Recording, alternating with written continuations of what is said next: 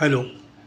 प्रख्यात सिने अभिनेते श्रीयुत धर्मेंद्रजी यांचं काल आजारपणामुळे मुंबईत त्यांच्या राहत्या घरी निधन झालं आहे.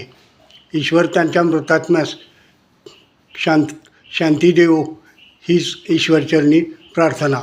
धर्मेंद्र एक दिलदार व्यक्तिमत्व होते आणि एका अभिनय योगाचा अस्त झालेला आहे.